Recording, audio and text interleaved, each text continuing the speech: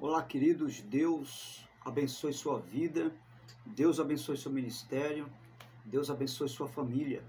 Este amigo que vos fala, o pastor Sérgio Santos. Estamos aqui de volta no seu, no meu, no nosso canal, A Luz das Escrituras. E para mais uma vez darmos continuidade à nossa preciosa aula, que é a respeito da nossa nova disciplina Apocalipse, Escatologia. E, para tanto, quero convidar você a fazer uma breve oração. Você já orou hoje? Se não orou, ore comigo agora. Pai bendito, quero te louvar pela bênção de poder orar e orar ao Senhor, o único Deus verdadeiro. Em nome do teu Filho Jesus Cristo, nosso Salvador, pedimos a tua bênção para a compreensão da tua palavra, que o teu espírito de compreensão, de entendimento, possa alargar nossas mentes de forma que possamos crescer no conhecimento, mas também, sobretudo, na graça do nosso Senhor e Salvador Jesus Cristo. Assim sendo, nós te agradecemos, confiando na tua bênção, em nome de Jesus. Amém?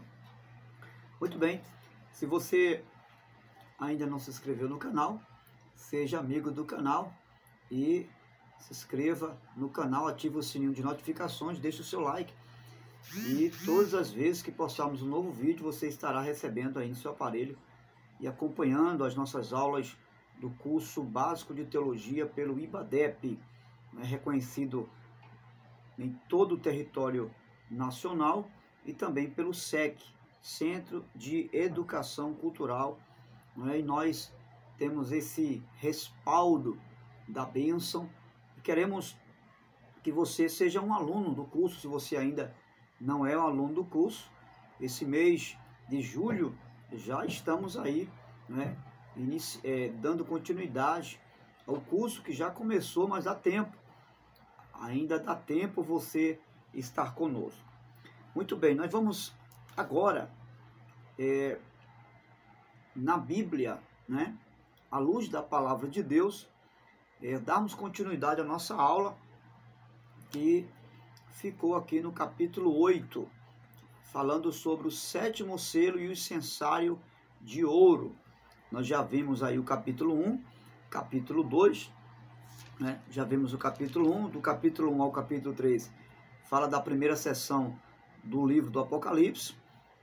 Do capítulo 4 ao capítulo 5 e 6, estamos abordando a visão que o apóstolo João tem do trono, o trono no céu, E é bom enfatizar que todas as vezes que João ele tem essa visão do trono, ele vê esse trono no céu, significando que o trono do Senhor está nos céus.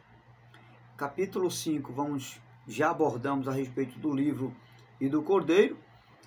Capítulo 6, falamos a respeito dos selos, que evidencia, lá na frente, vamos ver, esses selos evidenciam as 7 trombetas, E as revelações do selo está muito ligado às 7 trombetas, que significam o derramar dos juízos de Deus. E aí tivemos aí um interlúdio, um intervalo de tempo antes de chegar no capítulo 7, ou nos 7 selos, falando a respeito do período em que os judeus convertidos ao evangelho do reino, juntamente com os gentios, eles estariam aí apregoando o evangelho do reino às nações. E é bom lembrar que esse período é um período onde a grande tribulação está pegando assim, está no seu calor, está no seu auge, porque a igreja está sendo perseguida, Quando eu falo a igreja, não é a igreja do arrebatamento. Quando eu falo a igreja, eu falo dos judeus convertidos ao evangelho do reino. Então, temos aí a abertura dos 7 selos, que inauguram uma série de juízos divinos sobre a terra em forma de toques de trombeta, E aí, quando a gente observa isso, a gente vai perceber que existem vários várias referências no Antigo Testamento dessa ação de Deus na vida do povo judeu, não é? Porque esses toques de trombeta sempre aconteceram, né, de forma parcial, mas de forma direta também.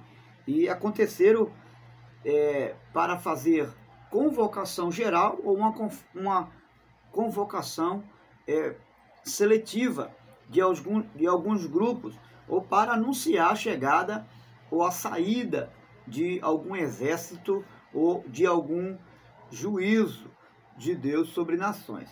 Então, para isso servia as trombetas no Antigo Testamento. E, nesse período de tempo, nós vamos ver que houve um silêncio. Quando a gente vai ler aqui no capítulo 8 do Apocalipse, no seu livro, né? No livro do Apocalipse, você que tem um livro, você que é aluno do curso, você pode abrir aí a Bíblia na página 53, onde tem as 7 trombetas, que vai do capítulo 8, versículo 6, e do capítulo 11 ao versículo 19. Então vamos fazer vamos fazer essa corrida até esses capítulos, tratando a respeito das 7 trombetas. Então, como eu falei a vocês, esse período que antecede as 7 trombetas, há um período de silêncio. No capítulo 8, diz o seguinte, versículo 1: Quando ele abriu o 7º selo, houve silêncio nos céus, há cerca de meia hora, e vi os 7 anjos que se acham em pé diante de Deus, e eles foram dadas 7 trombetas. Veja, esse silêncio que houve fala do espaço de tempo que houve da pregação do Evangelho do Reino durante o período efervescente da grande tribulação, em relação aos judeus convertidos, mais as 12 tribos, que são os 144 mil, né, exércitos de Israel, no que diz respeito às 12 tribos, mas também a chegada das 2 testemunhas, porque é nesse período aqui que as 2 testemunhas também entram em cena, juntamente com a igreja. E é claro que quando eu falo que as 2 testemunhas entram em cena aqui, isso é algo referente aos judeus convertidos, que tem como figura de linguagem as 2 testemunhas, tá certo? E representam as 2 testemunhas que são enviados pelo Senhor para a pregação do Evangelho e Evangelho do Reino. Então, a partir daí, vai surgir as 7 trombetas. Era um instrumento, como eu já disse a vocês, usados para anunciar a chegada de um juízo temerário e algum anúncio de algum exército, tanto para sair como para chegar. Então, nós vemos aí um exemplo claro no livro de Números, capítulo 10, versículo 12. Esses instrumentos, que eram as trombetas, tocadas para anunciar a chegada ou a saída de um exército, eram feitos de prata derretida, né? Você vai observar que Deus manda confeccionar esses instrumentos com prata derretida, né? Então, esses instrumentos tinham as 2 finalidades que nós já falamos aqui. Primeira finalidade era uma convocação geral, parcial, e para anunciar a partida ou a chegada de um povo. A gente vai encontrar referência lá em Mateus 24, versículo 31, 1 Coríntios capítulo 15, verso 50, vai falar do arrebatamento da igreja, o prenúncio do arrebatamento da igreja. E 1 Tessalonicenses capítulo 4, versículo 13, Paulo vai dizer que ao tocar da última trombeta do arcanjo, então a trombeta do arcanjo no arrebatamento será o efeito da convocação da igreja ao encontro do Senhor nos ares, ok? E aí nós vamos ver, a partir do capítulo 8, versículo 2, algo muito intrigante que o apóstolo João tem, e ele vê na sua visão. Ele diz: vi os 7 anjos que se acham em pé diante de Deus, e a eles foram dadas 7 trombetas. Outro anjo que trazia um incensário de ouro, aproximou-se e se colocou em pé junto ao altar. A ele foi dado muito incenso para oferecer com as orações de todos os santos sobre o altar de ouro diante do trono. E da mão do anjo abriu diante de Deus a fumaça do incenso com as orações dos santos. Então o anjo pegou o incensário, encheu com o fogo do altar, lançou sobre a terra, e houve trovões, vozes, relâmpagos e terremoto. Algo muito importante a se observar aqui. A primeira questão em pauta é que o altar de ouro de incenso é o único altar que ainda perdura nessa revelação do Apocalipse. E é muito interessante fazer essa observação. Por quê? Porque o altar de ouro que João vê, você veja que ele não vê nenhum outro altar. Não existe o altar de bronze, não existe o candelabro, que também é um altar onde existe a iluminação, ele é considerado como um altar também, da parte externa, interna do tabernáculo. Não existe, João não faz referência à mesa da preposição, João não faz referência ao altar do holocausto, que está do lado de fora, e tampouco ao altar de bronze, que está do lado de fora, que antecede a parte interna do tabernáculo. João faz menção do altar de incenso. E por que isso? Porque esse altar, ele é a representação da comunhão que existe em relação à igreja e o seu Senhor, e o Cordeiro. Então, por esta causa é que existe, então, a referência, e João tem na sua visão, a visão do altar do incenso. Ou seja, esse altar, ele tem ligação com o sacrifício redentor de Cristo. Por quê? Porque é o altar da comunhão. É exatamente o que Jesus fez em relação ao sacrifício redentor. Ele nos trouxe de volta para Deus. Ele nos reconciliou. Por isso que esse altar chama-se altar da comunhão, o altar da reconciliação. E, com certeza, ele tem ligação com o sacrifício de Jesus. Observe que nesse altar, que é o altar do incenso, ele é o altar, ao anjo foi dado muito incenso para o altar, né? Isso fala que tudo que nós temos, toda relação, tudo aquilo que a gente transfere para Deus, foi algo nos dado por causa do sacrifício de Jesus. São os méritos e os direitos de Jesus transferidos à igreja do Senhor, que antes não era sacerdote, mas hoje é sacerdote e reis, como lá em 1 Pedro capítulo 2, versículo 9 vai dizer. E Deus nos separou para sermos seus sacerdotes e reis. E o altar do incenso nada mais é do que as orações dos santos, né? E que chega diante de Deus como um cheiro suave. Então há algo bem interessante aqui a se observar, há algo muito interessante a se observar, e que é exatamente essa questão. Veja que o incenso que está no altar, ele é símbolo das nossas orações. E o texto vai dizer que ele sobe diante das narinas de Deus como um cheiro suave, né? Como um cheiro suave. Então, o que isso significa? Na coerência dos nossos pensamentos, ninguém recepciona um cheiro a não ser pelo nariz. Então, o que isso quer dizer? Isso quer dizer que as orações dos santos, as orações da igreja, elas não são ouvidas, mas elas são cheiradas por Deus. Deus ouve, nesse contexto, não com os seus ouvidos, mas com o seu nariz, porque é uma forma de Deus receber e sentir as orações dos santos. É interessante, você já parou para analisar isso? Porque o texto diz que Deus não ouve, mas ele cheira. As orações chegam como um cheiro de incenso diante das narinas de Deus.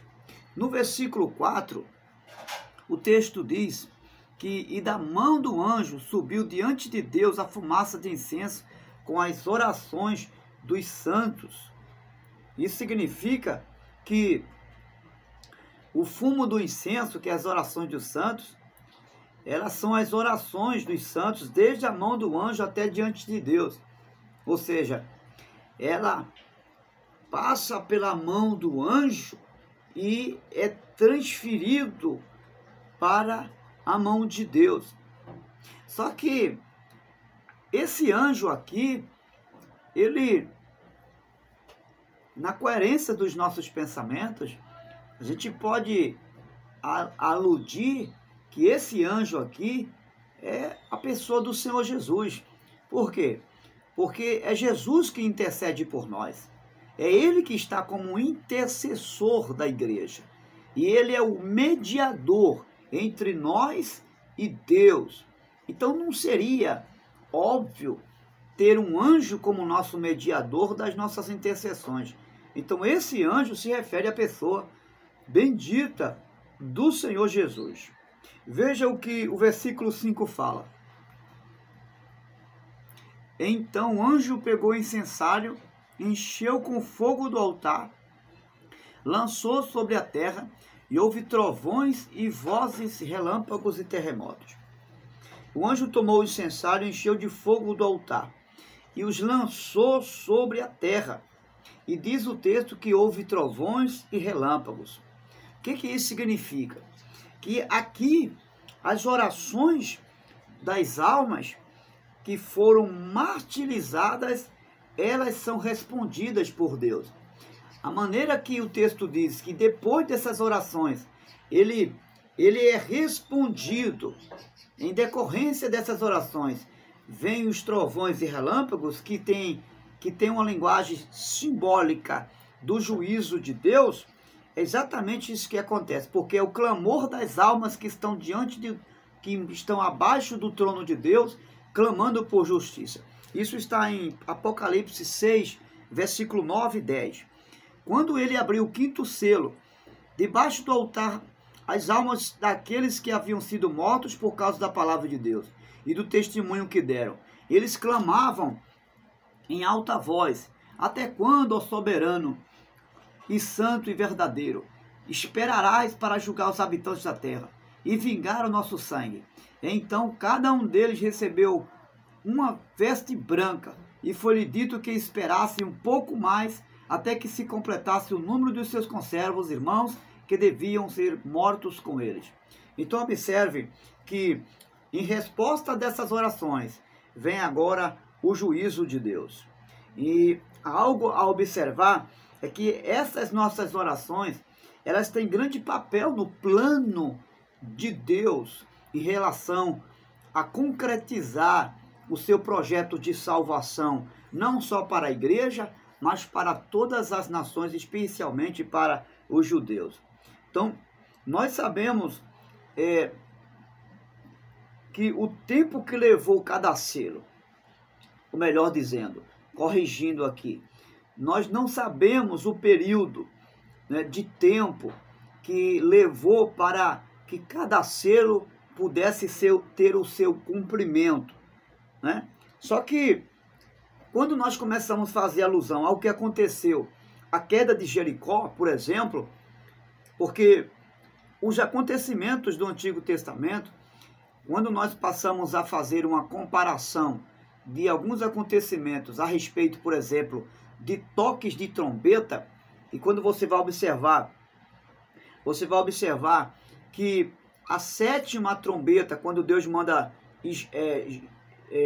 Josué cercar Jericó e dar 7 voltas, mas apenas na 7ª vez que vão dar a volta, o Senhor ordena eles tocar a trombeta 7 vezes, a exemplo desse acontecimento lá no Antigo Testamento, nós vamos observar que a 7ª trombeta, ela foi tocada durante o período de 7 vezes.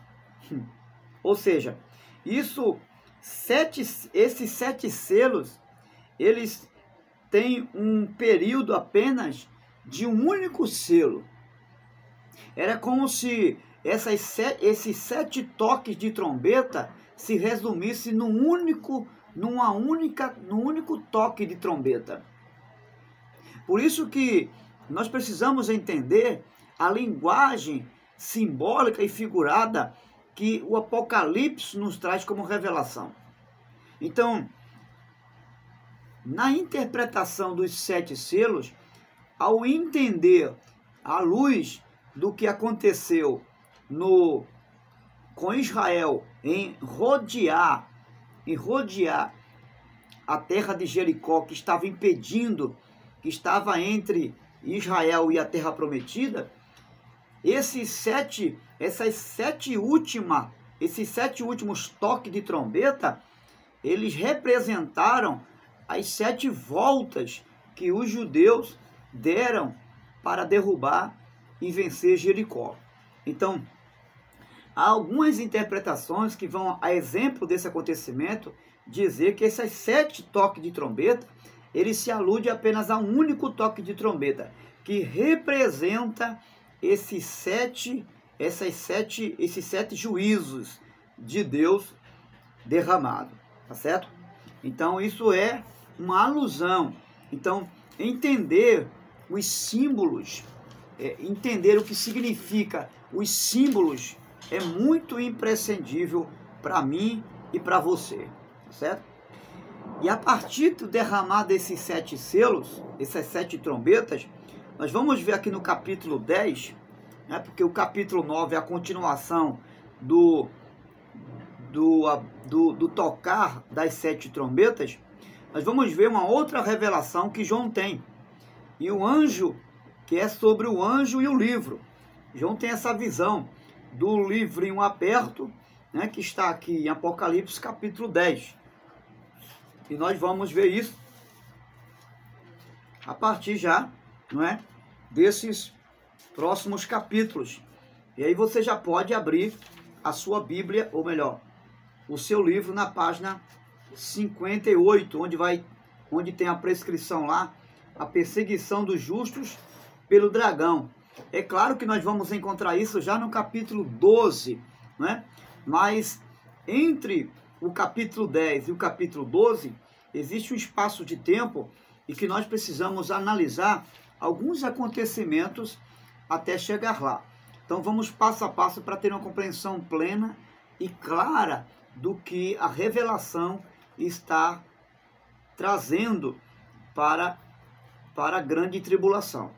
Então a partir do capítulo 10, no versículo 1 e 2, então vi outro anjo, poderoso que descia dos céus. Ele estava envolto numa nuvem. Havia um arco-íris acima da sua cabeça.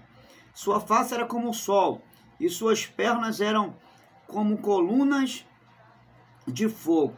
Eles seguravam um livrinho que estava aberto em sua mão. Colocou o pé direito sobre o mar e o pé esquerdo sobre a terra. Então vamos analisar isso aqui. Então, após a sexta trombeta, né, a terça parte da população morrerá, né? Até que chegue a 7ª trombeta, porque eu disse a vocês que a 7ª trombeta é uma representação das 6 trombetas, consumando ela assim com a 7ª, é apenas uma representação, mas essas 7 trombetas existem, mas ela é representada na 7ª como uma linguagem figurada, que representa todos os outros toques de trombeta num único toque. Então a gente vai ver que em seguida, em continuação a esses juízos que são derramados, muitos nesse período da grande tribulação, eles vão morrer. E nesse período Jesus desce com o livrinho aberto, ele vai descer no Monte das Oliveiras com o livrinho aberto, e nós já falamos isso agora há pouco, a igreja descerá com ele também, glorificado, tá certo? E o texto vai dizer na revelação de João que em volta dele, quando ele vem na nuvem, havia um arco-íris. Isso significa que quando ele descer com o livrinho aberto para fazer o julgamento às nações, ele virá fazer esse juízo, mas será um juízo parcial. Por que parcial? Porque haverá conversão, haverá salvação. E esse arco-íris que vem em volta dele, entre as nuvens, vem representando a sua graça e a sua misericórdia. Então o anjo, ele diz que a partir desse momento não haverá mais demora, ou seja, não haverá mais um tempo longo de espera para o juízo final chegar. Porque o juízo final não é representado quando Jesus chega no Monte das Oliveiras. Quando ele chega no Monte das Oliveiras, ele chega para dar livramento ao seu povo, para fazer o selo aos eleitos de Israel, tá certo?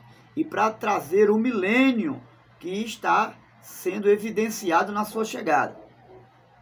Então, a sétima trombeta, ela irá tocar e assim concluir todo o plano de Deus em relação à nossa redenção, que é a redenção da igreja. Então a demora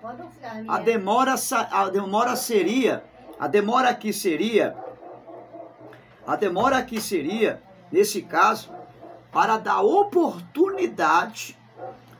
oportunidade àqueles que não haviam se convertido ao Evangelho.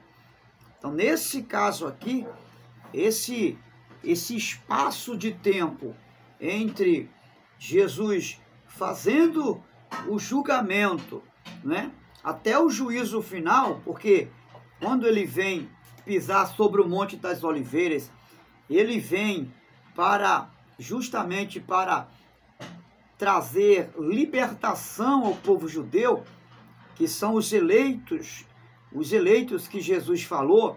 Se não fosse os dias abreviados, muitos não seriam salvos. Ou seja, é exatamente esse espaço de tempo entre a chegada de Jesus do milênio até o juízo final. Nesse espaço de tempo haverá salvação. Nesse espaço de tempo haverá também ressurreição. Okay? E aí onde Apocalipse vai falar da segunda ressurreição. Ok? E é claro, esse período, ele vai trazer alegria, não só apenas para os salvos, e amargor para aqueles que serão condenados, que são os que não creram no Messias. Então o livrinho aberto fala que a mensagem, ela não é algo obscura. O livrinho aberto que João vê fala de algo revelado, fala de uma visão que já está diante das nações, do plano revelado de Deus, plano que até então estava obscuro, estava apenas na presciência de Deus, mas que agora, como um livro aberto, ele é revelado e é vivenciado pelas nações. O texto vai dizer ainda, que nós lemos, versículo 2, que Jesus está com o pé na terra e ele está com outro pé no mar. E é claro, como a gente sempre falou, que é uma expressão de uma linguagem figurada aqui, representando uma outra coisa, né? O que representa isso? Isso representa e fala da autoridade que Jesus tem e do domínio que ele tem sobre a terra e sobre o mar e sobre toda a criação, ok? Então, estar com o pé no mar e estar com o pé na terra fala de duas realidades. O mar aqui representa as nações e a terra representa a criação de Deus. Ou seja, Deus está no controle de todo o fenômeno que está acontecendo. Sejam esses juízos manifestos através do juízo por meio da palavra do Senhor, que a Bíblia fala que ele vai trazer julgamento com a espada que vai sair da sua boca, isso fala da sua palavra, ou seja, por meio dos fenômenos naturais que vão acontecer, que serão os terremotos, que serão os trovões e muitas outras sortes de fenômenos naturais que vai acontecer. Então, pisar no mar e pisar na terra traz essa representação aí.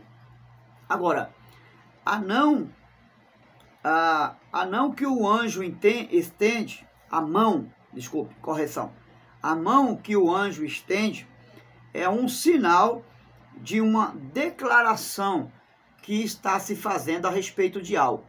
Quando o anjo estende a mão para falar algo ou avisar algo, ele está dizendo o seguinte: atenção. Esse estender da mão do anjo significa atenção, ou seja, ele está transmitindo a advertência, está dando ao povo um alerta de algo que está para vir em relação às nações. Então, fazendo assim o desfecho e concluindo o capítulo 10, nós vamos ver que a visão do livro aberto vai encerrar com um chamado de Deus ao apóstolo João. Aliás, um chamado diferente, um chamado novo, porque quando você continua lendo, você vai ver que o Senhor ordena que João, ele coma o livro, né? E esse livro vai ter dois gostos. Primeiro ele vai sentir um gosto amargo, não é? E depois ele vai sentir o gosto doce. Isso traz duas interpretações. A primeira interpretação que temos a respeito disso é que fala que a mensagem doce será a mensagem transmitida por João para os salvos, porque os salvos vão se alegrar com a revelação. Mas ele será amargo para aqueles que serão condenados. Será parte do juízo. E a outra interpretação que temos em relação à parte doce que João sente ao comer o livro de forma simbólica e sentir o amargor, é justamente porque a primeira pessoa a receber a mensagem, seja ela doce ou seja ela amarga, é o profeta. É aquele que transmite a mensagem. Então, antes de nós transmitirmos a mensagem, nós somos os primeiros a recepcionar a mensagem na nossa vida. E a segunda interpretação, o lado amargo, é que essa mensagem ela é transmitida para as nações, ok? Deus não dá a mensagem apenas para nós, mas ela é para ser transmitida às nações, ok? E o fato de João comer o livro, porque o anjo diz, come o livro, e depois envia ele para profetizar as nações, é uma figura de João se alimentando da palavra para estar em condições de então levar a mensagem do Evangelho. E aí no capítulo, e é claro, o Evangelho do Reino, e aí no capítulo 11 vai estar falando sobre as duas testemunhas, né? Como eu falei a vocês, que já estão em cena, né? Que já estão em cena com os 144 mil das tribos de Israel que vão ser levantadas para pregoar o evangelho do reino, juntamente com as duas testemunhas.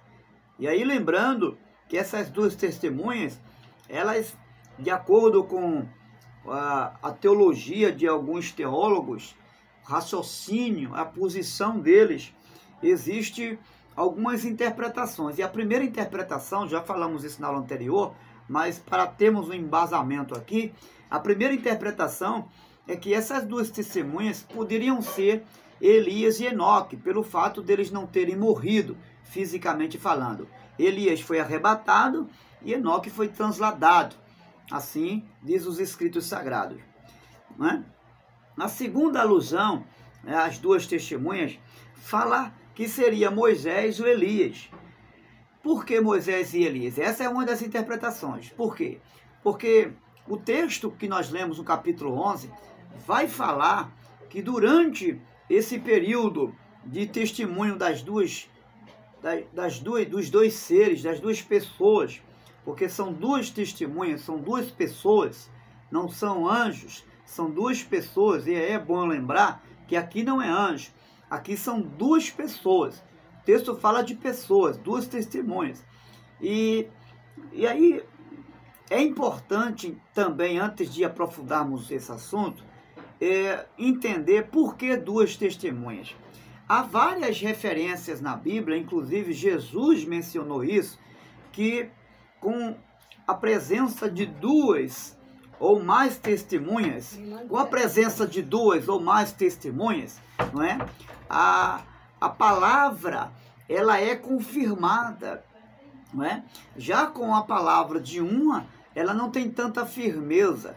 Por isso que é necessário, nesse período, a presença de duas testemunhas, ou seja, que vão testemunhar a chegada do reino, que vão testemunhar o anúncio do evangelho do reino, que vai ser um sinal e vai servir de testemunha para no dia do julgamento ninguém ter o dedinho para apontar ou para se justificar que não ouviu o evangelho apregoado e que não teve oportunidade. Então, essas duas testemunhas, elas servem para isso, como um sinal de prova cabal, para que ninguém venha se justificar de que não ouviu a mensagem do evangelho, e aqui é claro o evangelho do reino, ok? Então, essas duas testemunhas têm alusão, e alguns interpretam como Moisés e Elias, porque no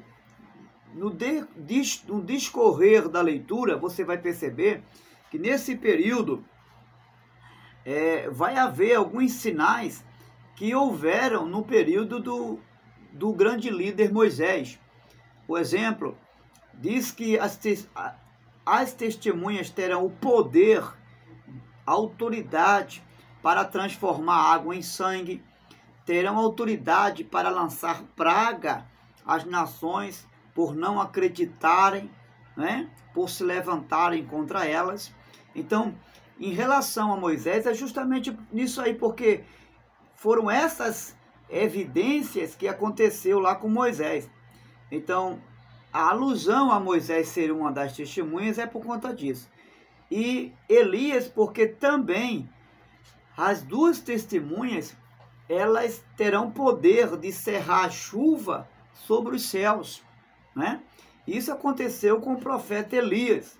Lembra que o profeta Elias determinou que não chovesse e por um período de 3 anos não choveu? Por isso que fazem alusão às duas testemunhas, a Moisés e também a Elias. E em Mateus capítulo 17, versículo 3, existe lá uma passagem da transfiguração.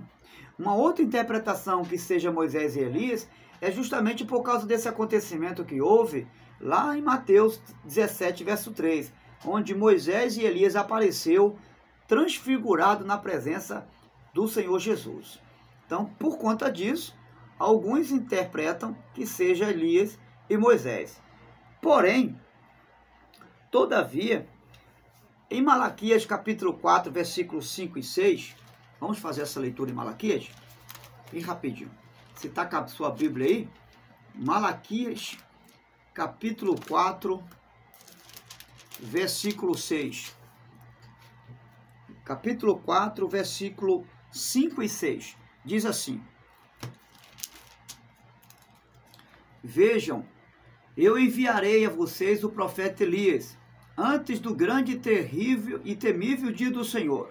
Ele fará com que os corações dos pais se voltem para seus filhos e os corações dos filhos para seus pais. Do contrário, eu virei e castigarei a terra com maldição. Então, aqui é mais um contexto onde se confirma que seria uma das testemunhas do profeta Elias.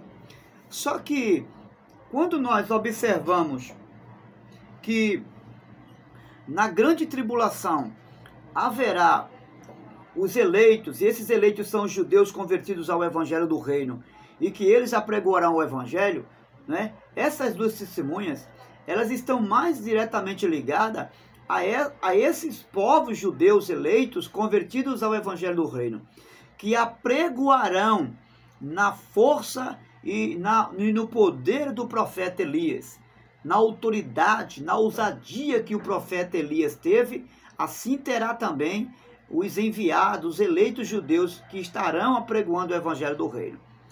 É o que Jesus falou quando falou que o Elias já tinha vindo, quando ele se refere ao profeta João Batista. Ele disse: este é o Elias que havia de vir. Jesus estava falando que João Batista estava apregoando o caminho e o dia do Senhor na unção, no poder e na autoridade do profeta Elias. Entender agora que essa expressão de Malaquias 4, 5 e 6 é uma alusão àqueles que vão, aos eleitos judeus que serão salvos e que apregoarão o evangelho na autoridade e ousadia do profeta Elias, e não propriamente Moisés e Elias que estarão aqui testemunhando. Porque caso contrário, Jesus não faria menção a respeito de Elias na vida de João Batista com respeito a essa característica, a esse poder, a essa mesma autoridade. Então, é algo que nós poderemos também aderir a esse cenário aí. Mas escute, não há nenhum indício de que seriam alguém conhecidos, né? Não há indícios de algum personagem do Antigo Testamento que seriam conhecidos. O texto, o capítulo 11 de Apocalipse não fala que seria uma pessoa conhecida, mas que seriam testemunhas. Então essas testemunhas poderiam ser a partir de 2, poderiam ser 10, 100, poderiam ser 1000 pessoas, não importa o número. O fato de enumerar a partir de 2 testemunhas é uma mensagem simbólica daqueles que anunciarão e testemunharão na grande tribulação, ok? Então, nós precisamos ter essa compreensão. Por quê? Porque as 2 testemunhas, elas fazem referência, né, a um exemplo muito claro de Deuteronômio capítulo 17, versículo 6. Só para a gente tirar a dúvida do porquê das 2 testemunhas, que de repente você pode ainda estar com uma certa dúvida. Veja aí Deuteronômio capítulo 17, versículo 30. 17, versículo 30. Ou melhor, 17, versículo 6. Diz assim o texto: pelo depoimento de 2 ou 3 testemunhas, tal pessoa poderá ser morta, mas ninguém será morto pelo depoimento de uma única testemunha. Então, isso aqui é um princípio estabelecido na lei de Moisés. Pelo depoimento de 2 ou mais pessoas, alguém pode ser livre, né? Alguém pode ser livre da morte. Mas pelo depoimento apenas de uma pessoa, alguém pode ser morto, ou seja, alguém pode não ser livre do juízo, né? Aí nós temos ainda um exemplo claro disso em Mateus 18,16, onde Jesus diz: se o teu irmão não te ouvir, chama uma ou mais pessoas para servir de testemunha contra ou sobre o caso dele. Nós temos um outro exemplo claro em Número capítulo 35. Número 35. Só vou fazer essa leitura para a gente continuar aqui a compreensão a respeito do porquê dessas 2 testemunhas. Poderiam ser 2, 3, poderia ser mais testemunhas, com certeza. O versículo 30 diz assim: quem matar uma pessoa terá que ser executado como assassino mediante depoimento de testemunhas, mas ninguém será executado mediante o depoimento de apenas uma testemunha. Então daqui nós vamos observar porque na revelação classifica a partir de 2 pessoas.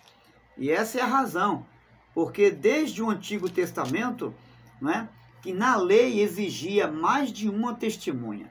E essa é a razão do porquê mais de 2 testemunhas. A Bíblia não está se limitando apenas em 2 testemunhas. Isso aqui é apenas uma mensagem simbólica do que poderia ser, ou por quem poderia ser dado o testemunho do Evangelho do Reino a partir da grande tribulação. E há algo interessante aqui a se observar, né? Como eu já disse anteriormente, Apocalipse é um livro de linguagem simbólica. E está simbolizando aqui, as duas testemunhas são comparadas às duas oliveiras. Ou seja, as duas oliveiras e a dois candeeiros. A gente vê isso em Zacarias. Veja em Zacarias capítulo 4, versículo 1 ao 7. Profeta Zacarias, Antigo Testamento, né? Profetas menores. Zacarias, capítulo 4. Abra sua Bíblia aí para a gente conferir isso.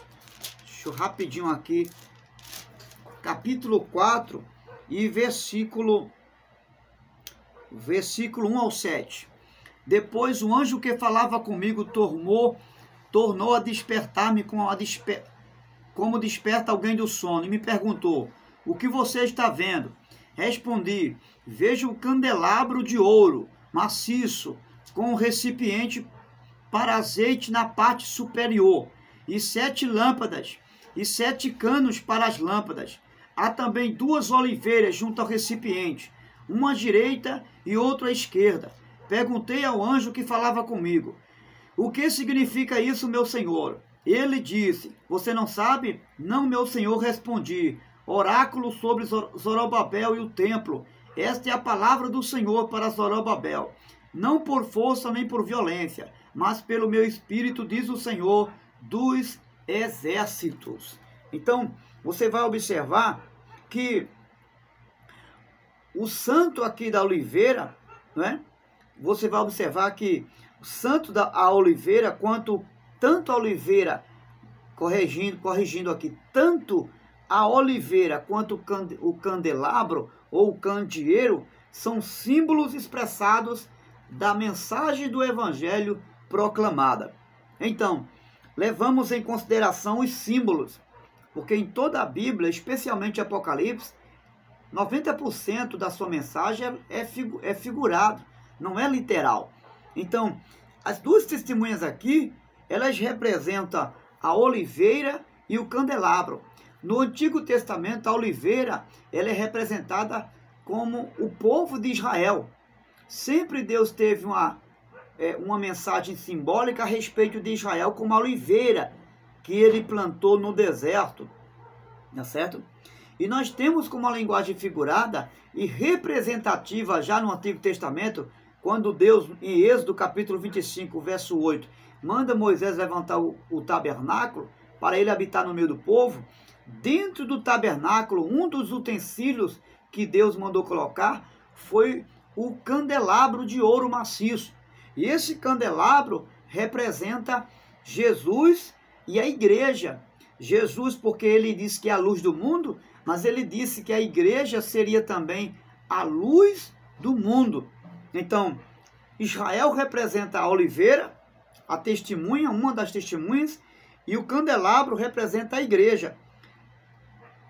A igreja, ou seja, na grande tribulação, as duas testemunhas estarão ali, os convertidos judeus, mas também a igreja representada na pessoa dos gentios, que também vão se converter.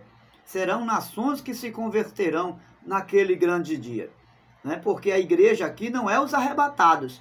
Os arrebatados virá com Jesus para socorrer os eleitos de Deus. Então isso é muito importante para que possa compreender a revelação sobre as duas testemunhas. Então nós vamos a partir de agora, abra sua Bíblia, você que está com a Bíblia, no capítulo 12. E aí sim, nós vamos agora falar sobre a perseguição aos cristãos, né? Que está aqui, aos justos, que está aqui na página 58 do seu livro, A Perseguição dos Justos pelo Dragão. E aí vamos discorrer um pouco aqui no capítulo 12 de Apocalipse, que a epígrafe do texto fala da mulher e o dragão. Diz assim o capítulo 12: apareceu no céu um sinal extraordinário, uma mulher vestida do sol, com lua debaixo dos seus pés, e uma coroa de 12 estrelas sobre a cabeça. Ela estava grávida e gritava de dor, pois estava para dar à luz. Então apareceu no céu outro sinal, um enorme dragão vermelho com 7 cabeças e 10 chifres, tendo sobre as cabeças 7 coroas. Sua cauda arrastou consigo 1/3 das estrelas do céu, lançando na terra. O dragão colocou-se diante da mulher, que estava para dar à luz, para devorar o seu filho no momento que nascesse. Ela deu à luz um filho, um homem que governará todas as nações, com cetro de ferro. Seu filho foi arrebatado para junto de Deus e de seu trono. A mulher fugiu para o deserto, para o lugar que lhe havia sido preparado para Deus, para que ali sustentasse durante 1260 dias. Muito bem, até aqui, para termos uma compreensão. Então, o que é que nós estamos observando aqui? Esta mulher, alguns que interpretam, vão dizer que esta mulher, ela representa a igreja, né? Agora, fazendo uma representação do Antigo Testamento, né? Como nós estamos aludindo na grande tribulação, o que está em pauta aqui é a salvação dos judeus, então, nesse caso, a mulher, ela representa Israel, o povo judeu. O que está escrito aqui? Ela está vestida de sol, fala da glória de Deus, a glória de Deus que está sobre o povo judeu. Lembra que o texto diz que Jesus, quando vier, ele vai salvar os eleitos, mas vai selar eles com o Espírito Santo? Então esse selo, ele fala da glória de Deus, que é a pessoa bendita do Espírito Santo, do qual os eleitos serão selados naquele dia. Diz aqui que ela terá a lua debaixo do sol. Essa lua, né, ela fala de autoridade dada pelo Cordeiro, né, a autoridade que é dada pelo Cordeiro. E tem na sua cabeça uma coroa de 12 estrelas, ou seja, coroa que fala de salvação, que é justamente o que Jesus vai fazer em relação aos eleitos. Ele vem para redimir, ele vem para salvar. E essas coroas falam também de vitória. A mulher está grávida, o texto está dizendo que a mulher está grávida, né? Então, o versículo 2 fala que ela tem uma missão. A gravidez dessa mulher, isso fala de uma missão, de um propósito. Ela não está grávida por acaso, há um propósito aí da gravidez. E a gravidez fala que ela tem uma missão. É justamente a missão que Deus dá a Israel, para evangelizar como representante de suas testemunhas na missão de pregar o evangelho. Entende agora que tudo faz sentido, né? As duas testemunhas está muito ligada à igreja. A igreja aqui, nesse caso, não é a igreja que vem com Jesus glorificada, é os judeus salvos, tá? Que são perseguidos. Existem algumas interpretações que o capítulo 12 já foi algo que foi cumprido, né? No que diz respeito ao povo judeu, né? Quando o Senhor Deus, ele lançou a primeira profecia no capítulo 3, versículo 9, que disse que da semente da mulher nasceria um que esmagaria a cabeça da serpente. Então, alguns interpretam que essa passagem aqui, ela é uma revelação que já foi cumprida. Porém, na visão dispensacionalista, nós cremos que é algo que está muito ligado aos judeus convertidos ao evangelho do reino no período da grande tribulação, ok? E diz o texto, né, que, inclusive, Paulo faz menção desse acontecimento em Romanos capítulo 9, versículo 5, que ele vai fazer menção aos judeus eleitos. Nessa perseguição, a mulher vai ser perseguida ferozmente, ferronhamente por Satanás, porque o dragão é a figura de Satanás aqui. E aí nós vamos ver que nessa perseguição, a mulher é protegida por Deus, ou seja, nessa perseguição ferronha de Satanás aos judeus, a igreja revelada na pessoa dos judeus, dos eleitos, Deus a protegerá. Jesus vai socorrer os judeus nessa grande perseguição que haverá. Então, durante essa perseguição, a Bíblia diz que o filho nasce. E sobre ele nasce com um cetro de ferro, ou seja, há na sua mão um governo, uma autoridade para governar e fazer juízo a todas as nações. Então você vê que Jesus vence o diabo. Isso aqui é uma revelação do que Jesus venceu o diabo na cruz, quando ele deu o brado da vitória e disse: está consumado. Mas também é uma linguagem figurada ao que está ligado à derrota do anticristo, do falso profeta, que é a besta que se levanta da terra, e da grande Babilônia, que é a igreja que apostatou da fé.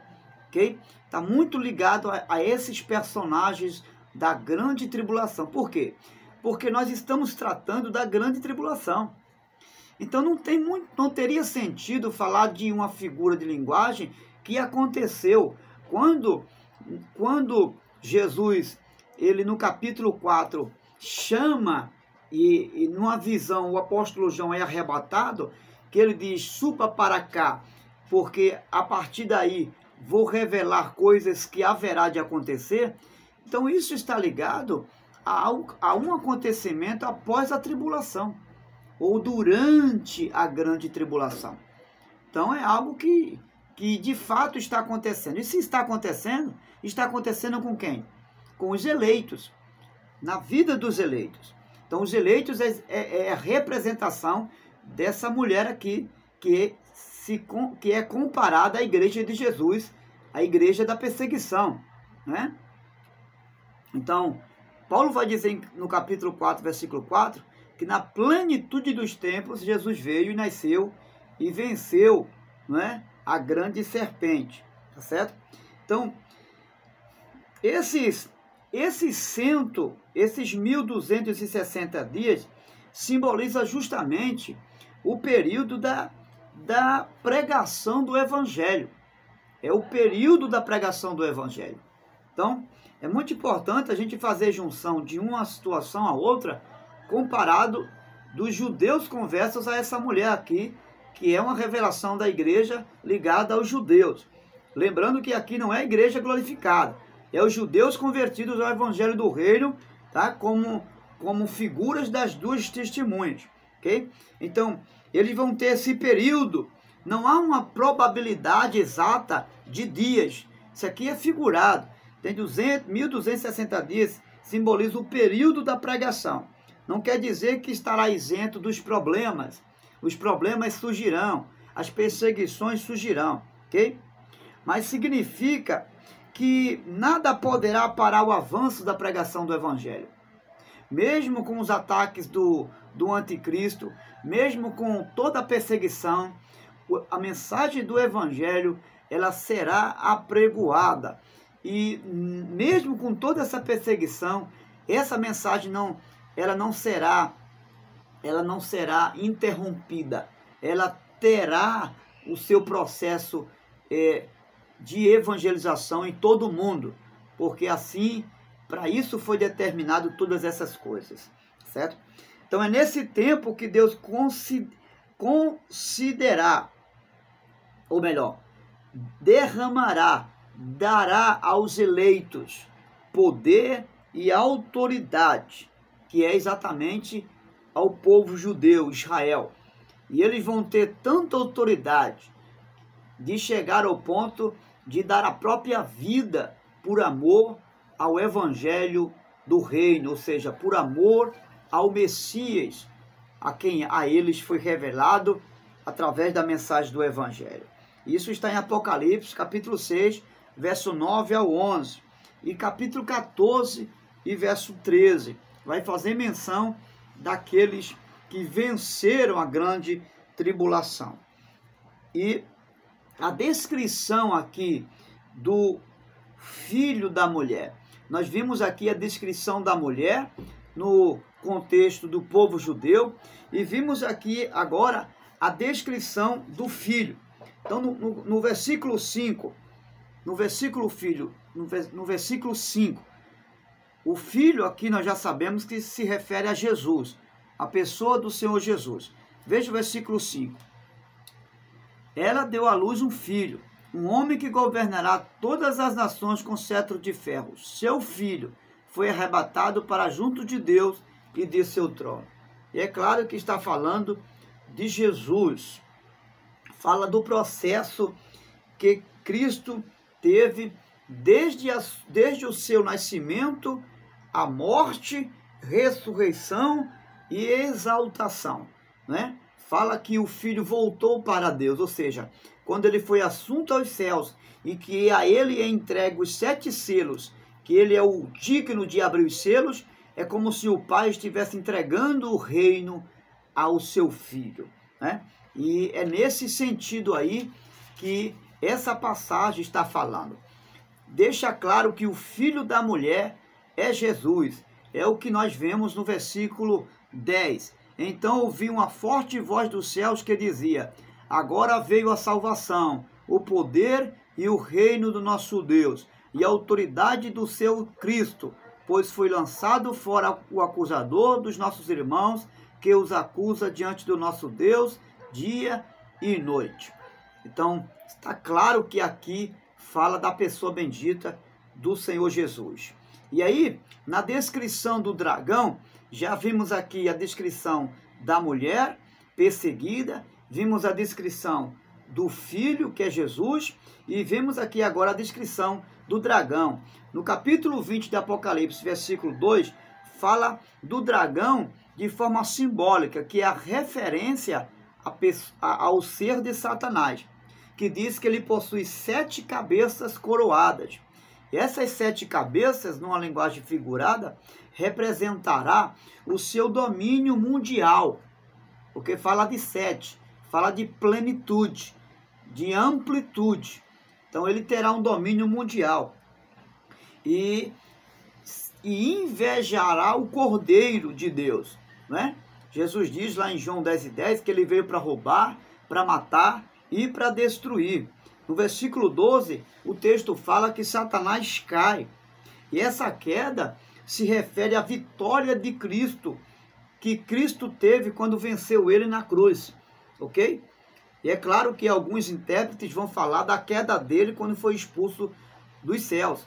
Mas é um fato aqui também verídico, à luz da grande tribulação, porque é uma revelação da tribulação. Está falando da sua vitória sobre o diabo, sobre o anticristo, sobre a grande besta e sobre a Babilônia. É a vitória dele sobre esses acontecimentos da revelação, ok? Então, e por que ele invejará o Cordeiro de Deus e não teve o poder de vencê-lo? Como perdeu para o Cordeiro, então o que ele faz? Ele agora perseguirá a noiva do Cordeiro. Como não conseguiu com o Cordeiro, agora vai intentar com a noiva do Cordeiro, né? E a Bíblia diz que ele vai criar planos, vai ter planos, mas os seus planos serão frustrados. E que planos são esses? Quando ele for solto durante o período de 1000 anos, ele vai se juntar a outras nações, a exemplo de Gog e Magog, que é uma figura representativa de nações que não se converteram nesse período da grande tribulação, vai se juntar ao diabo, e aí vai se unir a força da besta, que é um poder político, né? A força de um poder religioso também, que é um poder religioso, para lutar contra Jerusalém ou os judeus convertidos. E aí, nesse período, o texto vai dizer que Jesus, com certeza, vai se levantar contra eles. Nós vamos ver aí o final desse desfecho no capítulo 13, a besta que emerge da terra. Então aqui nós já estamos terminando,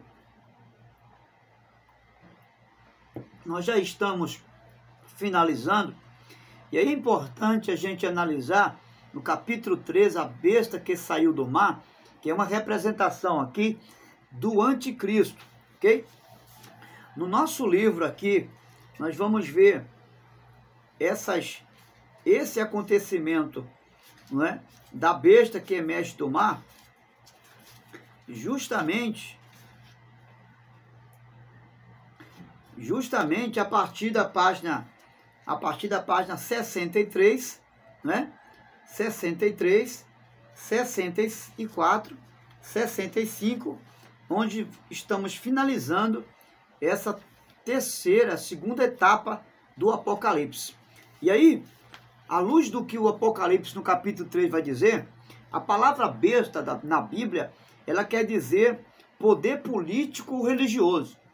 Por isso que no final, na grande tribulação, no calor da grande tribulação, haverá uma união aí entre a besta que emerge da terra, que é o falso profeta, e a besta que emerge do mar, que é o anticristo.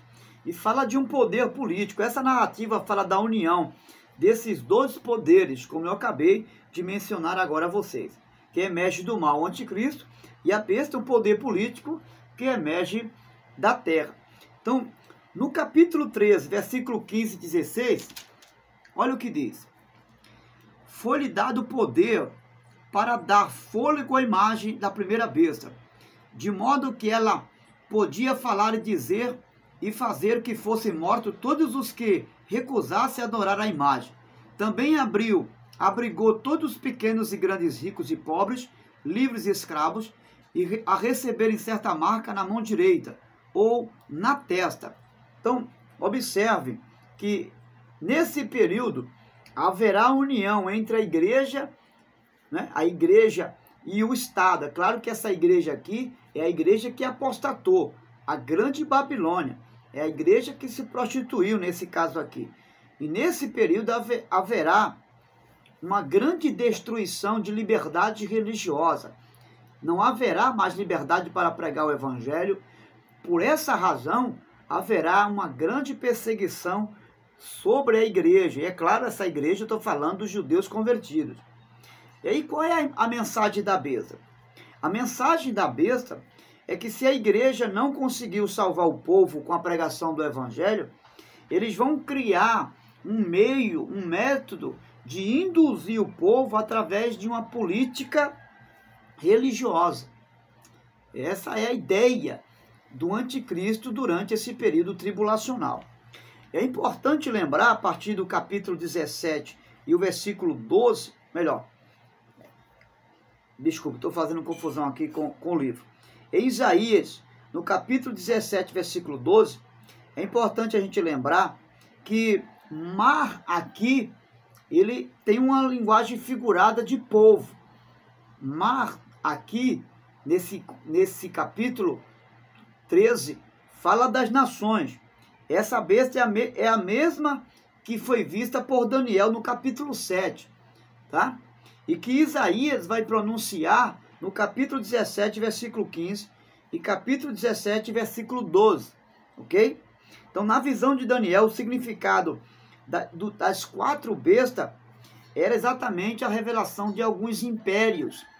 E, à luz da revelação de Daniel, aqueles quatro impérios que viriam suceder um após outro, né? Que foi o Império Persa, o Império Assírio, o Império Babilônico e o Império Romano, que por último também, não é, caiu durante o processo da história, né? Então, o que nós vamos perceber aqui?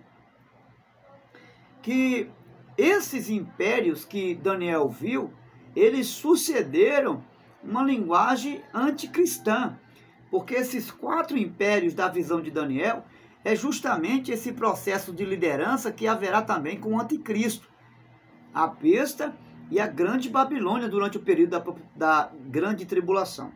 Então é importante considerar que a besta possui 7 cabeças no conceito de domínio, de governo mundial. Haverá um governo mundial, ou seja, uma só liderança para todas as nações.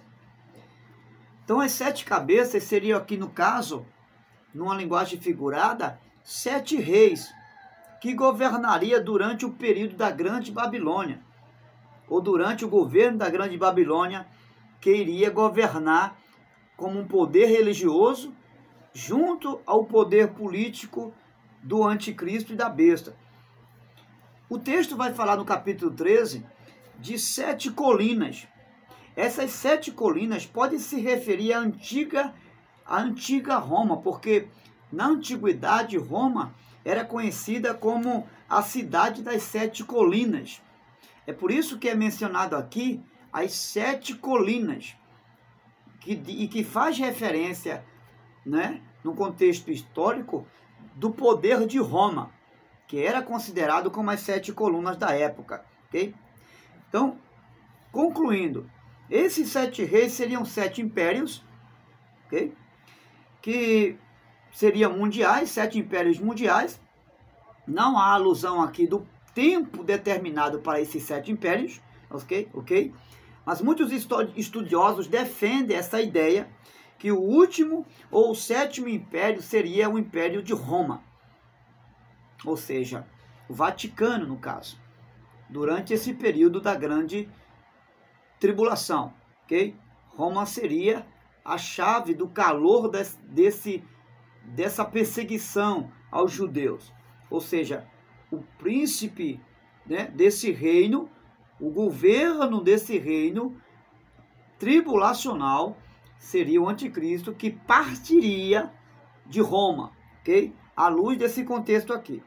Já no capítulo 17, nós vamos ver que João vai dizer que haverá um 8º rei e que procederá dos 7 reis citados, ou seja, dos 7 reis citados, dos 7 impérios, que acontecerá durante o período da grande tribulação, não é? Então surgirá um único rei que irá ter um domínio mundial sobre todas as nações. E é importante a gente trazer algumas características dos 7 reis que antecederam tanto a besta quanto o dragão, que tem a semelhança de ambos os chifres. Tanto a besta quanto os reis, eles têm essa semelhança dos 7 chifres, ou seja, que terá um poder mundial. E o texto nos diz que eles receberão autoridade apenas por um período de 1 hora, em espaço de um pequeno tempo. Ou seja, não haverá um longo tempo de governo entre cada império ou entre cada rei no período da grande tribulação. Haverá um espaço de pouco tempo, embora irão governar durante esse espaço de pouco tempo. Não há uma data precisa do período em que eles estarão governando durante o período da grande tribulação. Então, uma das 7 cabeças foi ferida. O texto vai dizer, quando você lê aqui no versículo 17, diz que uma das cabeças será ferida, mas depois curada. Isso fala de um governo que vai cair durante esse período, mas que depois vai se levantar de novo. A gente não sabe por certo qual é o governo, mas é um fato que um governo cairá, mas depois se levantará. E aí no capítulo 17, nós vamos ver que há uma voz que dizia: a besta que você viu era e já não é. Ela está para subir do abismo, e isso significa que essa visão compreende em 3 aspectos. Essa visão vai compreender em 3 aspectos. E o primeiro aspecto é que essa visão está falando de um passado. Essa visão está falando de um presente, ou seja, de um cenário passado, de um cenário presente, mas também de um cenário que está por vir, que é algo futuro que vai acontecer. Então, nós estamos fechando aqui a nossa compreensão a respeito do Apocalipse, dessa revelação, até o capítulo 13, onde falamos da besta que emerge do mar e que traz consigo todas essas implicações.